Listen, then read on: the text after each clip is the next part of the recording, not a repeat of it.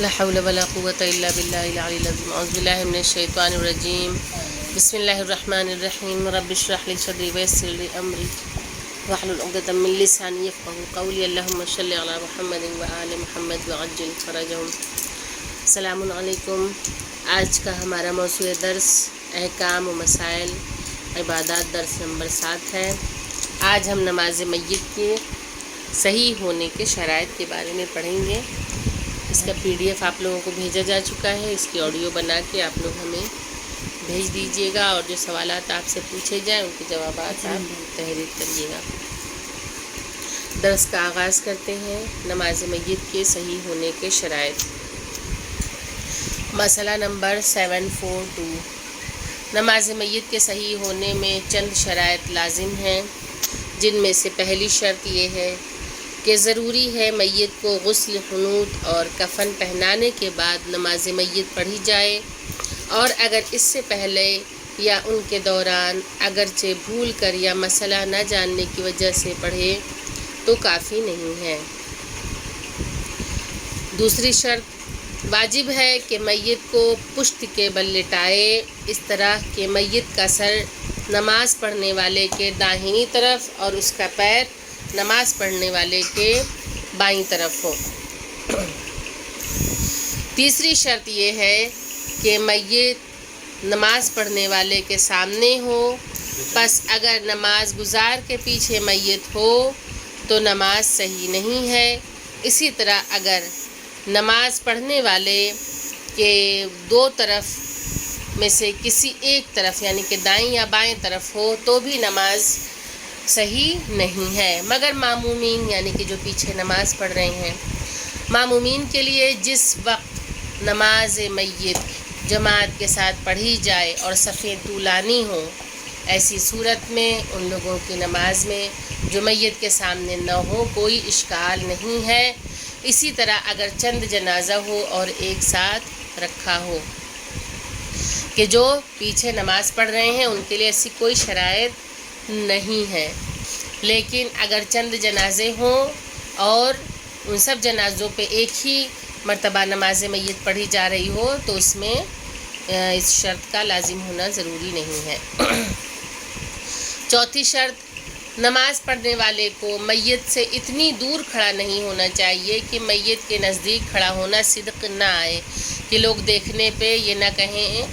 کہ یہ میت کے پاس نہیں کھڑا ہے بلکہ دور کھڑا ہے، تو اتنی دور نہیں ہونا چاہیے۔ لیکن جماعت میں جب کہ صفیں ایک دوسرے سے متصل ہوں تو ماموم کا دور ہونا اشکال نہیں رکھتا۔ اسی طرح اگر چند جنازے ہوں اور ایک دوسرے کے کنارے رکھے ہوں اور کوئی ان تمام کے لیے ایک نماز میت پڑھنا چاہتا ہو تو بعض جنازے سے دور ہونے میں کوئی حرج نہیں ہے۔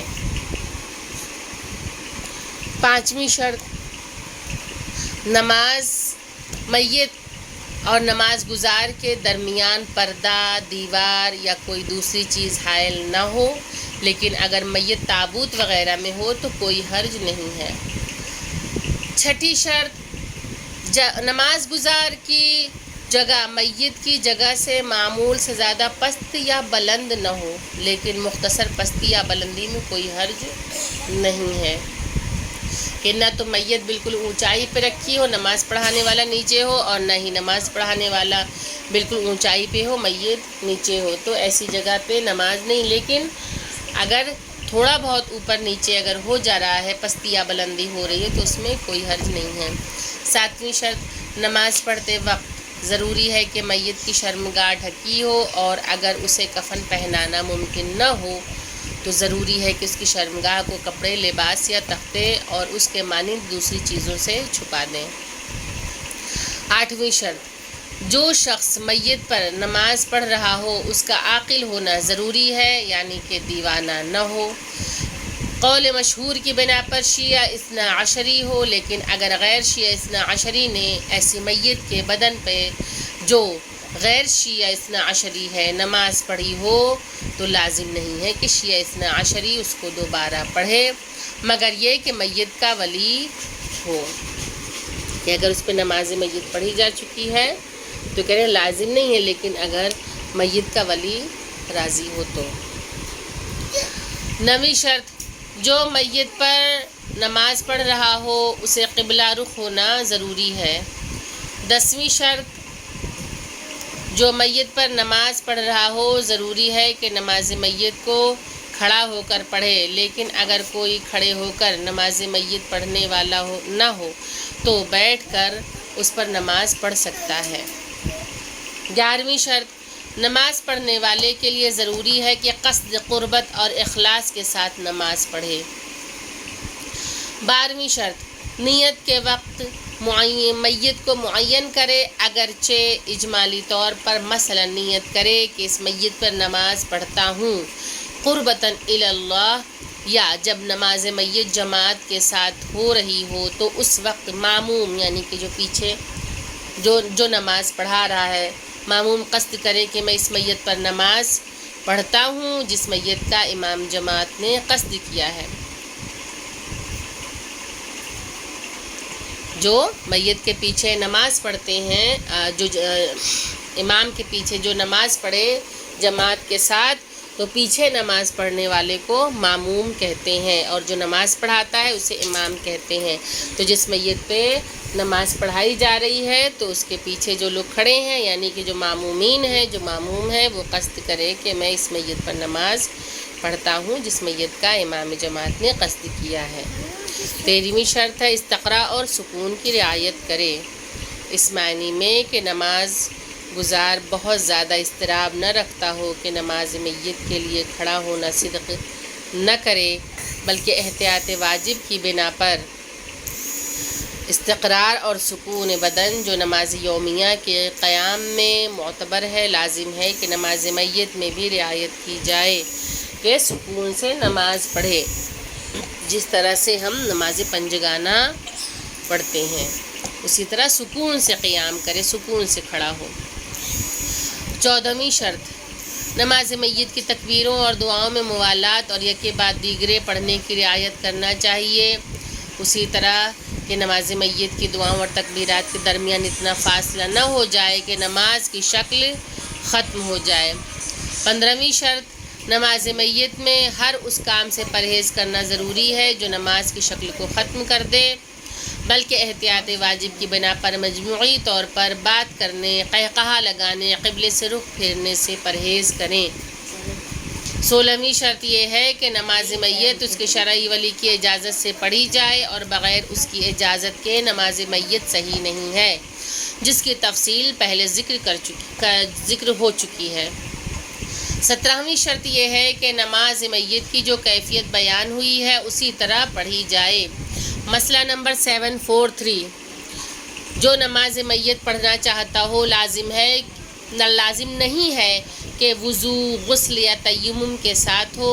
یا اس کا بدن یا لباس پاک ہو، بلکہ اگر نماز گزار کا لباس یا جگہ غصبی ہو یا وہ جگہ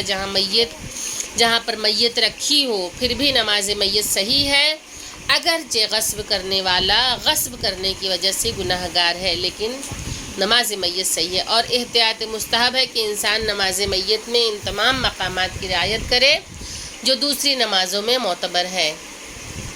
مسئلہ نمبر 744، نماز میت میں نماز گزار کے بالغ ہونے کی شرط نہیں ہے، اس بنا پر نابالغ بچہ جو ممیز ہو اور نماز کو صحیح طریقے سے پڑھے تو کافی ہے۔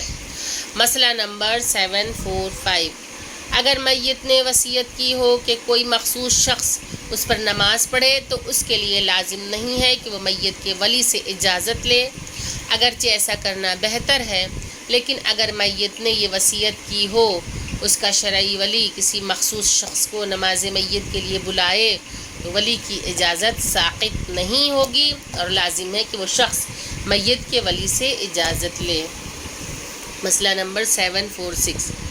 نماز کے بعد اور دفن کرنے سے پہلے اگر متوجہ ہو جائے کہ نماز میت باطل پڑھی گئی ہے تو اس کو دوبارہ پڑھنا ضروری ہے، یعنی کہ دفن کرنے سے پہلے اس پہ دوبارہ نماز پڑھ لے۔ مسئلہ نمبر 747، اگر میت کو جان بوجھ کر یا بھول کر کسی عذر کی بنا پر نماز پڑھے بغیر دفن کر دیں یا دفن کرنے کے بعد معلوم ہو کہ جو نماز اس پر پڑھی گئی ہے وہ باطل تھی تو اس پر نماز پڑھنے کے لیے اس کو قبر سے نکالنا یعنی کہ اس کی قبر کو کھولنا جائز نہیں ہے، لیکن احتیاط واجب ہے کہ رجا کی نیت سے ان شرطوں کے ساتھ جو نماز میت کے لیے بیان ہوئی اس کی قبر پہ نماز پڑھیں۔ یہ رہا آج کا درس، اس کو بغور آپ لوگ اس کا مطالعہ کریں اور اسے ریکارڈنگ کر کے بھیجیں۔ وآخر الدعوانا ان الحمد للہ رب العالمین، اللہم صلی علی محمد وآل محمد وعجل فرجہ۔ سوال نمبر 1، نماز میت کے صحیح ہونے میں چند شرائط جو ذکر ہوئی ہیں ان میں سے انہی 3 شرائط کے بارے میں آپ لوگ تحریر کریں۔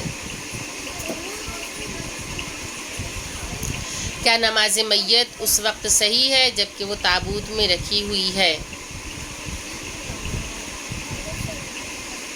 یا اس وقت کہ جب دیوار یا پردہ حائل ہو تو کیا اس وقت نماز پڑھنا صحیح ہے؟ اس کے بارے میں تفصیل سے لکھیں۔ اس کے بعد